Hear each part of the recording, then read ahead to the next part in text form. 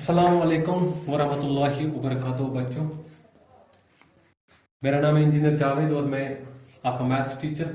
आज जो पढ़ने जा रहे हैं हम मैथ्स का वो है 6th क्लास का मैथ, और आज जो हम पढ़ने जा रहे हैं वो है डिविजिबिलिटी। जो डिविजिबिलिटी होती है टेस्ट कि कौन सा नंबर किस नंबर से या किस एदा से डिवाइड हो सकता है। तो ये कुछ चीजें यहाँ पे आपको स्क्रीन पे आपको दिखाई दे रहे हैं कि सबसे पहले मैंने लिखा है डिविजिबिलिटी बाय 2। तो 2 से कौन कौन या कौन कौन सा जो डिजिट्स है वो डिवाइड हो जाते हैं। तो डिविजिबिलिटी बाय 2 ये कहता है कि a number is divisible by 2 if its units digit is 0, 2, 4, 6 or 8। ठीक है, एग्जाम्पल आप कोई भी देख सकते हो, जैसे 10 इसको डिवाइड करते हैं 2 से, 2 1000, 2 5000, या कोई भी आप 12 या 2 या 18 या 80 कोई भी आप नंबर दे सकते हो। उसके बाद आता है दूसरा डिविजिबिलिटी बाय 3। डिविजिबिलिटी बाय 3 का मतलब होता है कि कोई भी नंबर जो 3 से डिवाइड हो जाता है, ये वो जब उसके जो नंबर होते हैं, जो जितने वो डिजिट्स होते हैं, अगर हम उनका सम करते हैं, that mean sum of its digit is multiple of 3।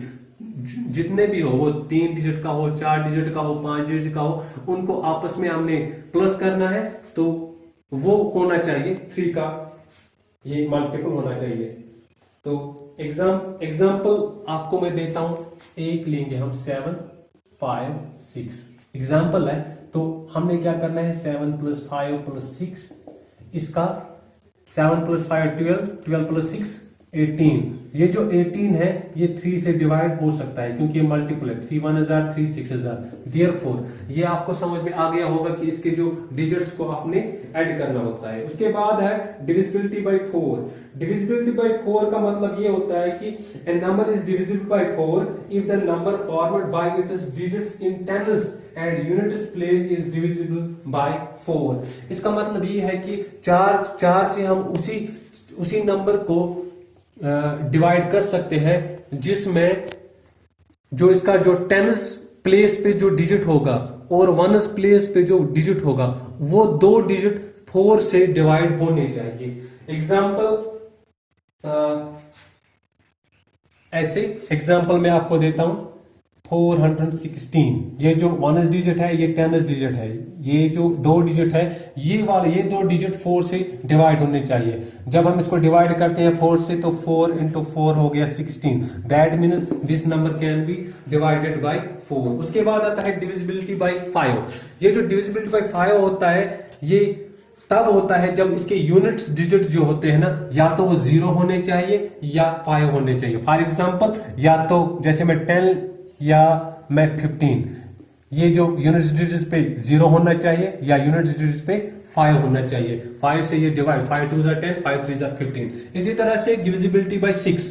ये डिविजिबिलिटी बाय 6 का मतलब ये होता है कि a number is divisible by 6 if it is divisible by both 2 and 3।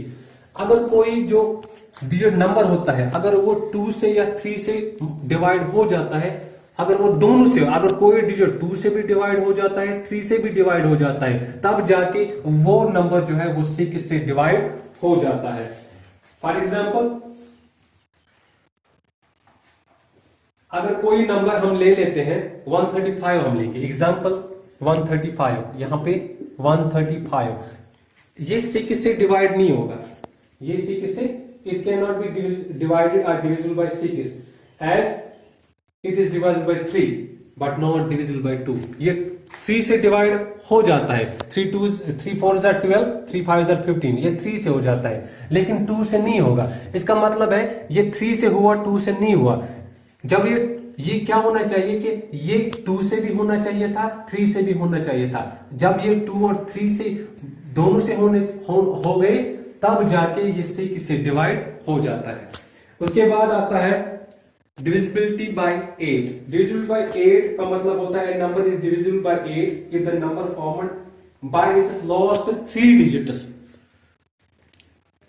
is divisible by 8 or if the number ends in 3 zeros।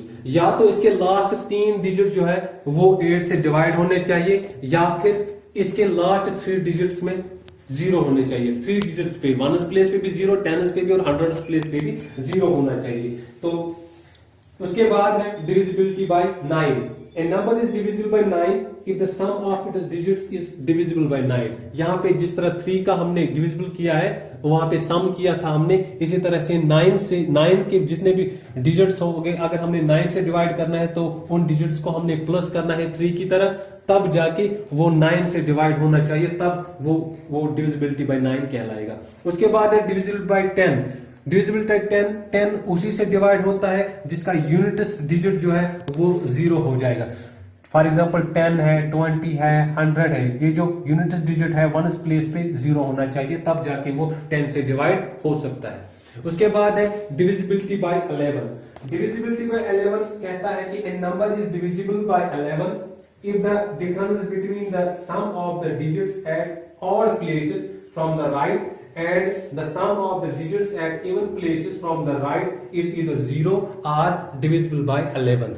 ये क्या जो divisible by 11 कहता है कि इसका जो हमने सम करना होता है, अगर ये 4 डिजिट का, 5 डिजिट का, 6 डिजिट का भी होगा, इसमें हमने ऑड को अलग से करना है, इवन को अलग से करना है, ठीक है, इनको ऐड करना है, ऑड अलग और इवन अलग। फॉर एग्जाम्पल एक एग्जाम्पल मैं लिखता हूं यहाँ पे, जैसे कि मैं लिख रहा हूं 1342। अगर हम यहाँ पे देखते हैं, इसमें जो राइट से हमने देखना है, ठीक है, इसमें जो है सबसे पहले हम 2 लेंगे, हम एक ये लिया हमने, 3 और 2 हमने लिया, और 4 और 1 लेते हैं। ये जो हम ले रहे हैं इनका हमने आपस में पहले प्लस करना है। ये 2 चीजें हैं जो 1s प्लेस पे है और इसके बाद एक छोड़ के इन दोनों को प्लस करेंगे हम, दैट इज 5, और ये जो बाकी 2 रह जाते हैं अब इन दोनों को हमने प्लस करना है, ठीक है। लेकिन ये जो निकले हैं जो ऑड प्लेस पे है और इवन प्लेस पे है, इनको हमने क्या करना है, आपस में माइनस करना है। या तो वो निकलना चाहिए 0, अगर वो 0 निकला तब जाके वो 11 से डिवाइड हो जाता है, या फिर 11 का मल्टीपल निकलना चाहिए। एक और एग्जांपल मैं देता हूं। फॉर एग्जांपल मैं लिख रहा हूं 6 1 8 0 9। तो इसमें क्या है कि जो ऑड प्लेस पे है और जो इवन प्लेसेस पे है हम उनको निकाल लेते हैं। सबसे पहले हम निकालेंगे ये जो ऑड प्लेसेस पे है, एक 6 प्लस 8 प्लस 9, ठीक है, ये क्या बन गया 6 14 प्लस 9 हो गया 23, हाँ 23, दिस इज 23। एंड अब यहां पे जो इवन प्लेसेस पे है 0 और 1, 0 प्लस 1 इज इक्वल टू 1। तो हमने क्या करना है, इस 23 को माइनस करना है 1, वो बन गया 22।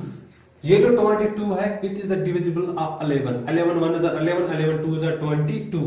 That means this is the divisible of 11। मुझे उम्मीद है कि आपने अच्छे से गौर से ये जो डिविजिबिलिटी टेस्ट था जो हमने आपको यहाँ पे सिखा दिया आज, उम्मीद है कि आपने अच्छे से सीखा होगा।